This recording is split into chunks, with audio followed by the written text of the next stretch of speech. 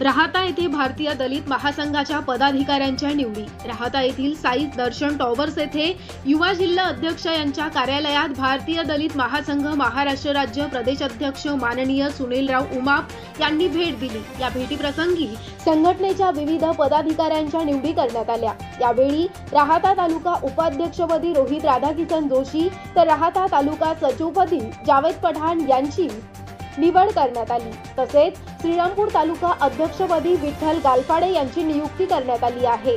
या कार्यक्रमास भारतीय दलित महासंघ उत्तरनगर जिल्हा अध्यक्ष विजयराव शेलार, भागचंद नवगिरे जिल्हा अध्यक्ष मातंग अस्मिता संघर्ष सेना, उत्तर महिला जिल्हा अध्यक्ष सौ हिनाताई उबाळे, उत्तर युवा जिल्हा अध्यक्ष बाबासाहेब भडकवाड, उत्तर युवा जिल्हा संघटक दीपक भाऊ भांड, संगमनेर तालुका अध्यक्ष संतोष बर्डे तसेच सागर उबाळे आदी कार्यकर्ते मोठ्या संख्येने उपस्थित होते। कार्यक्रमानंतर नव्याने निवड झालेल्या पदाधिकाऱ्यांचं माननीय सुनीलराव उमाप यांच्या हस्ते अभिनंदन करण्यात आलं। वातावरणात उत्साह आणि ऐक्याची भावना दिसून आली।